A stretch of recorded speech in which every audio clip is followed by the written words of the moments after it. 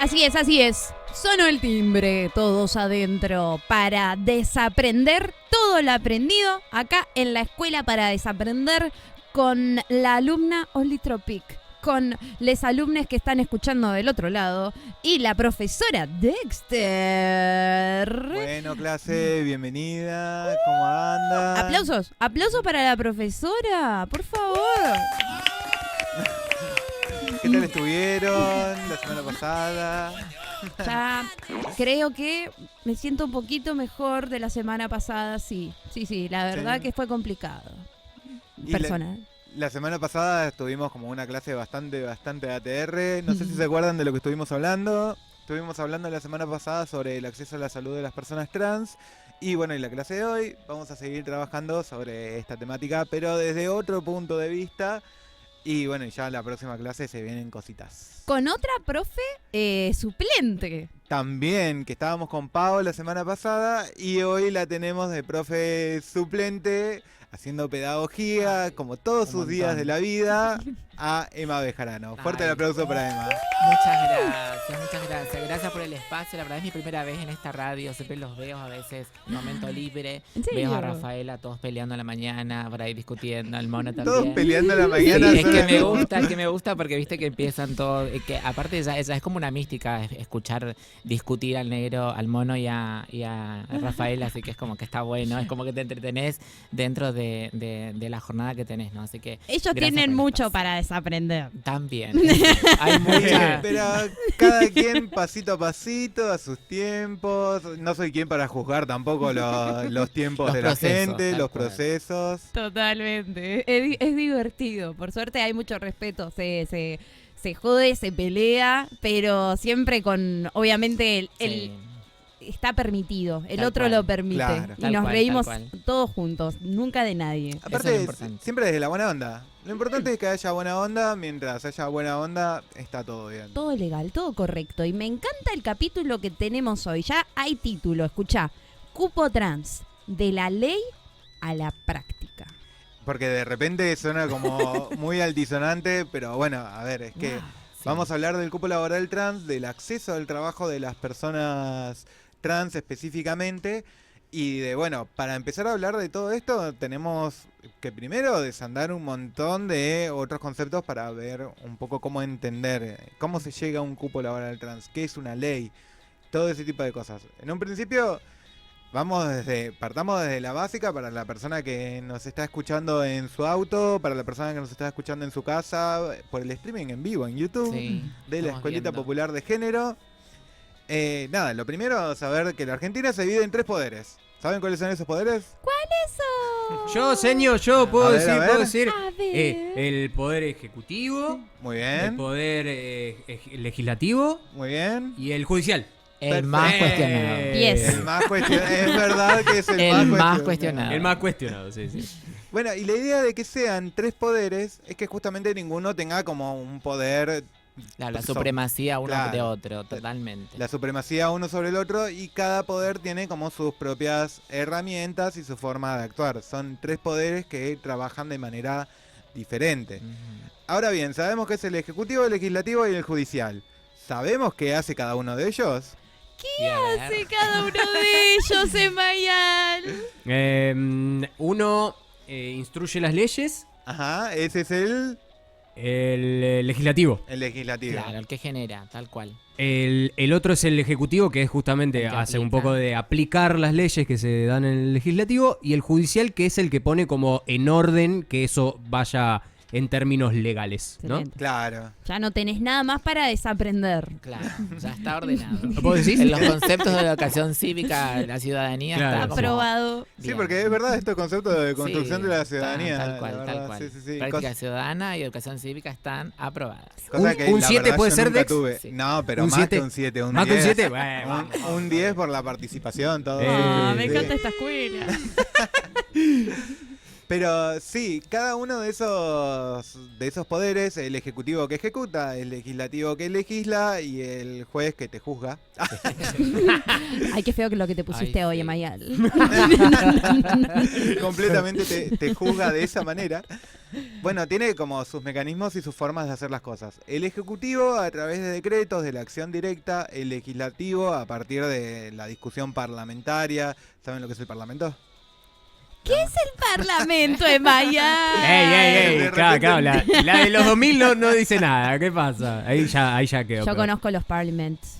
Bueno, claro. Los viene de ahí, cigarrillos. De literal. hablar, viene de ahí. hablar. Sí, sí, sí. Desde ese punto viene la lógica del Parlamento.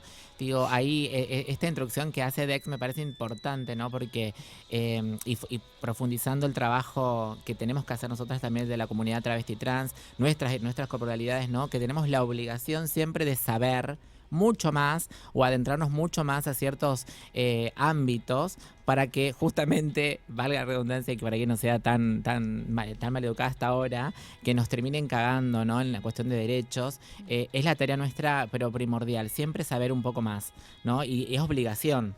Es que la militancia nos lleva a ello, Tal cual. de repente. O sea, no sé cuántas personas que no sean trans conocen una ley así como palabra por palabra. Siento que la mayoría de las personas travestis trans conocemos la ley mínimo de identidad de género. Tal cual. Solo conocerla, que existe y que bueno va regulando ese tipo de cosas. Sí, Por la eso identidad. Por eso es importante el Parlamento. El Parlamento, bien como dijo Emita, es un lugar en el que se parla, en el que se habla mucho. Hay discusiones. Y hay discusiones en torno a leyes.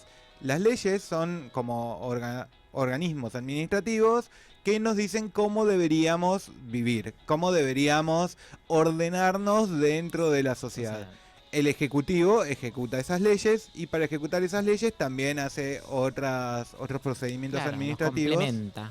Claro, como decretos, reglamentaciones. O sea, el Ejecutivo ejecuta a partir de muchas cosas. El Legislativo legisla a partir de leyes, proyectos de ordenanza y todo ese tipo de cosas. Y los jueces te juzgan. En la medida de lo posible. En la medida de lo posible. Ahí me parece que esto que comenzamos hablando respecto a las tareas, ¿no? Que tiene cada poder, digo, en lo personal también me ha tenido la posibilidad, porque creo que cuando hablamos de acceso al empleo, al trabajo registrado, hablamos de posibilidades que hoy en el 2024 y con todo el trabajo legislativo que ha existido y que me atrevo a decir que el 100% es del impulso y del trabajo de la comunidad travesti trans. Digo, el trabajo legislativo en muy pocos casos y muy pocos temas son de interés y de iniciativas del que legisla, del legislador provincial, del concejal, del diputado, del senador. Siempre tiene que ver con la comunidad, ¿no? Con la necesidad que tiene el otro. Y esto lo vemos, digo, en la provincia. Yo puntualmente he tenido la posibilidad de trabajar en el Consejo Liberante de la ciudad, donde también aprendí un montón de cosas. Digo, no solamente el trabajo legislativo, el trabajo social político que pasa en esa casa legislativa, sino también, digo, el trasfondo y los tejes, que es una palabra también muy de nuestra comunidad, que Es existen dentro de estos espacios, ¿no? A veces también, en lo personal, considero que cada poder está año a año o siglo a siglo se va desprestigiando paso a paso, ¿no? Es como, porque transitamos diferentes realidades, diferentes momentos, contextos, la necesidad que existe por parte de la comunidad, en este caso hablando de la comunidad travesti trans, nos ha pasado en la ciudad, puntualmente cuando discutimos el cupo laboral trans, que claramente quienes legislaban en ese momento, no todos, pero casualmente varones, han puesto en tela de juicio este privilegio, si se quiere Sí, llamar de alguna manera, el acceso al trabajo, ¿no? Entonces, Claro. ahí también hay como una tarea importante a mencionar, que el ámbito legislativo no siempre es iniciativa y no siempre se ocupa de lo que le pasa a la comunidad. En este caso hablamos de Claro. nosotras, pero hay un montón de temas que efectivamente el ámbito legislativo tendría la obligación de trabajar y de legislar y de pensar y de ocuparse, y a veces queda en el olvido hasta la insistencia de Claro. las mal llamadas minorías. Es que ahí hay algo como que no solemos tener en cuenta, que es que como ciudadanos podemos participar en todos estos poderes. Tal cual. Hay un montón de mecanismos de acción en el que podemos meternos, que bueno, para eso está Construcción de la Ciudadanía, así que no le voy a sacar la cátedra a mi compañera.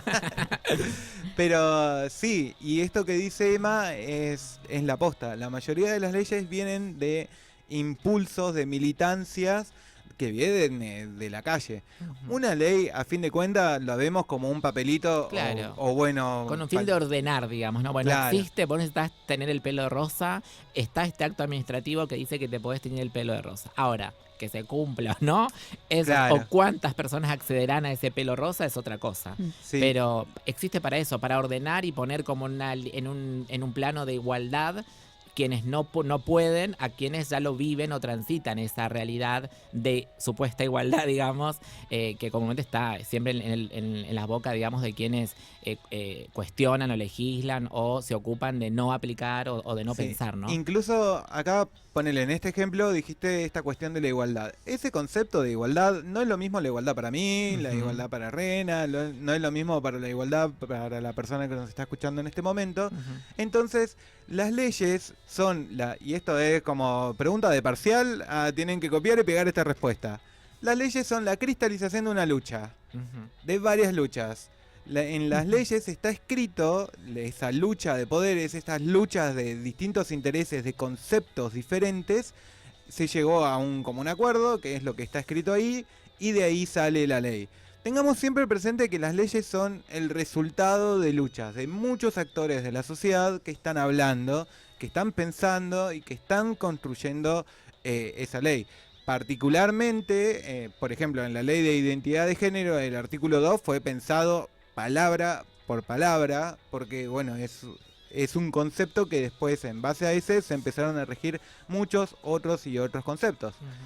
Entonces, teniendo en cuenta de que la ley es la cristalización de la lucha, se detiene ahí la lucha, no es como que la lucha empieza y termina en algún momento. En la ley le toman una foto a la lucha y ahí termina esa lucha con esas palabras. Pero la lucha continúa. Ujú. O sea, el conflicto va a seguir siempre, porque vamos a seguir pensando lo que es el género, lo que es el cupo laboral, lo que es el acceso al trabajo, y cada persona va a tener una idea de eso.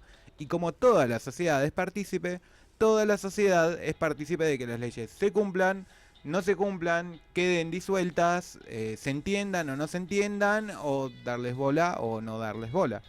Una ley no termina cuando se promulga ni cuando se reglamenta. La ley constantemente, todo lo legislativo, Claro. tiene que ser legítimo Claro. para las personas que viven en la sociedad. Tal Y, cual. y esto es algo que nos queda para trabajar después de que la ley sale. Ver que se Ujú. cumpla, que se reglamente. Claro. O sea, la lucha Como una nunca base, termina. digamos, ¿no? Esto es lo que necesitamos, y retomando lo que dice Dex, me parece, ¿no? Que, digo, desde la acción militante del territorio que ha tenido y que tiene la comunidad travesti trans a lo largo de nuestro país y el mundo, qué loco que siempre esté en cuestionamiento, y luchemos y que exijamos y expongamos nuestros cuerpos solamente para exigir los derechos que cualquier ciudadano argentino debe y tiene que acceder. Que, como decía Dex, la educación, la vivienda, el empleo, la salud, digo, ¿no? Entonces, nosotros venimos como a romper, a tener una base de nuevo, porque ya estábamos ya sin techo, era una base nueva de derechos que existen y que por constitución están y que deberíamos acceder. Ahora bien, cada espacio del Estado, nacional, municipal, provincial, de los poderes, no estaba en ese circuito y ese orden de garantizar estos derechos, ¿no? Entonces, ahí es donde la militancia LGBT, la comunidad, la militancia travesti trans, se ha impuesto, digamos, la militancia también feminista. Digo, hoy también ha sufrido esta modificación de la militancia transfeminista también para algunas compañeras Claro. que deciden transitar esta militancia, otras solamente feminista, donde se han impuesto para que efectivamente nuestros cuerpos y nuestro transitar de vida tenga esa supuesta igualdad, como decía Dex también, de que no todas son iguales, ¿no? Y también el grado de sufrimiento o exclusión Claro. que tiene cada cuerpo, cada vida. Sí, fíjate, incluso con esto de hacer leyes específicas para la comunidad trans, tiene que haber una ley que diga como, che, loco, trátennos bien. Tal cual. Que en la ley de identidad de género, en el artículo 12 de trato digno, literal dice como, loco, respétennos. Tiene que salir una ley para Sí. decirnos, y fíjate, dentro de esa ley, como decía previamente, es una lucha, es la cristalización de una lucha. Entonces hay mucha gente que claramente no les interesa tratarnos bien. Claro. En el mismo plan sucede esto del decreto que sale en el 3 de septiembre del 2020 de cupo laboral trans en el sector público nacional, que fue decretado por presidencia y sale así como medio, a toda la gente más o menos le sorprendió, ¿no? Y empezó a hacer un debate público muy fuerte. En plena pandemia. En plena pandemia encima, o sea, de Donde, repente... donde todo el mundo tenía una situación de salud compleja, pero la comunidad travesti no estaba exenta de esto, y no solamente que ya la posibilidad, digamos, también hasta de vivir es limitante, la pandemia vino a terminar de exterminar la comunidad travesti trans, no solamente por la falta de acceso a la salud, sino también por las condiciones que la mayoría de las compañeras de la comunidad viven, ¿no? Entonces también me parece que era como un foco de que este decreto, el 721, como decía Dex, haya surgido en un contexto sumamente crítico para el país, para el mundo, donde también nuestros derechos estén en un punto garantizado, era importante, ¿no? Claro. Y por ahí mencionar que, bueno, sale el decreto, de repente todo el poder ejecutivo nacional se llenó de travestis trans no binarias.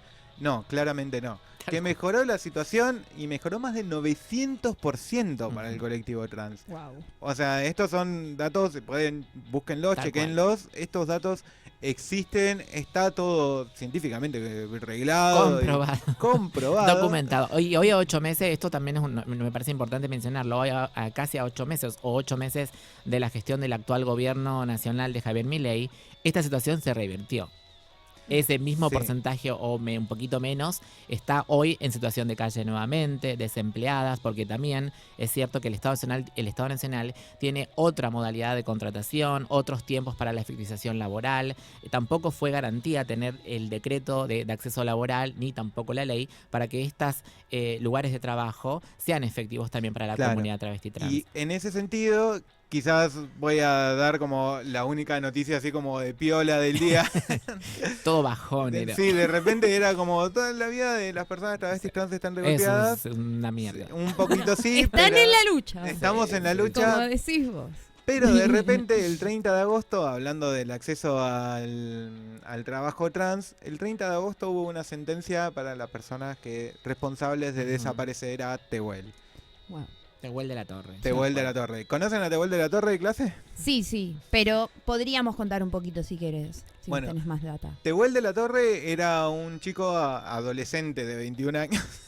Sí, un varón trans. Sí, un varón trans de 21 años que vivía con su mamá, su hermanito, la novia y el hijo de la novia. Y él medio como que paternaba en esa situación del rol de género de la familia y bueno, vivía a base de changas. Conoce en la militancia a un chabón que le dice como, che, ¿no te interesa una changa de mozo? Vení el fin de a mi casa, lo hablamos, vemos qué onda. El chabón tuvo que viajar a la otra parte del conurbano bonaerense. La verdad, no conozco los lugares porque es más fueguina que yo. Imposible. Claro, pero bueno, viajó, se encontró con ese chabón y nunca volvió. Y esto, así solo la situación ya nos deja ver como, bueno, estaba en una situación de vulnerabilidad económica, no tenía acceso a un trabajo formal. De haber tenido acceso a un trabajo formal, eso no hubiera sucedido, pero también es la vulneración por pertenecer o por tener esta condición de género.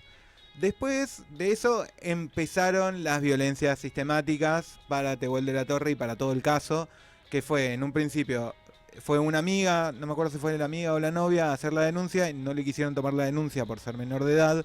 Lo que ya de por sí es un montón. La mamá de Tehuel no estaba, entonces tuvieron que esperar al día siguiente para hablar con una vecina que acompaña a hacer la denuncia de pedida de paradero. Entonces ya todo iba mucho más lento de lo normal. Cuando empezaron a hacer las investigaciones se dieron cuenta de que el sistema de búsqueda de personas, de desaparición de personas con vida, estaba completamente deficitario en Argentina y mucho más con la condición de género, de que no sabían si tenían que buscar a una mujer, pero dice que es varón, pero puede ser una persona no binaria, pero si encontraron el cadáver, ¿lo hubieran rotulado como masculino o como femenino? Sí. Entonces todo eso hizo que la investigación sea mucho más complicada para los rastrillajes, para la búsqueda de base de datos de cuerpos NN. Meses en los que no se sabía nada. Durante años e incluso aún hoy no está el cuerpo de Tehuel de la Torre y no se sabe a ciencia cierta qué es lo que sucedió. Hay una sentencia de cadena perpetua, incluso como crimen agravado por crimen de odio. Por el odio. frente a todo esto y siguiendo con la investigación, se encuentra la ropa de Tehuel, el celular de Tehuel y manchas de sangre de la familia de Tehuel en la casa de este chabón que fue sentenciado. Qué feo, muy fuerte. Se me pone piel de gallina. Sí, no, es un montón. El otro día que estaba haciendo esta columna, cuando vi lo de la condena, me puse a llorar a las 3 de la mañana enfrente de la compu sola y después me puse como a indagar un poco más y fue como, bueno, ya... Al menos hay una sentencia. Sí. Que eso, bueno, el Poder Judicial siempre para estos casos transfeministas siempre va como a otro ritmo. Entonces de repente que haya una sentencia así de fuerte, así de contundente, es la sentencia máxima que alguien puede tener por homicidio. Nada, me da un halo de esperanza bastante fuerte. Vamos redondeando lo que viene a ser la primera parte de esta clase. Y me gustaría que podamos cerrar con la consigna o la pregunta que dejaste a la audiencia, Dexter, en el último capítulo, que es... Es una pregunta más para reflexionar, para pensarnos en la vida, para pensarnos en lo que hacemos. Que también es una pregunta muy militante que viene acompañando a la militancia travesti trans. ¿Con cuántas personas travestis trans cursás en la facultad? ¿Cuántas personas travestis trans te cruzás en el trabajo? ¿Con cuántas personas travestis trans convivís en el día a día?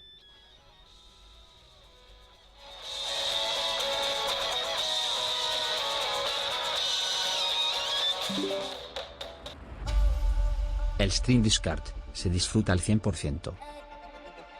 Internetísticos en vivo.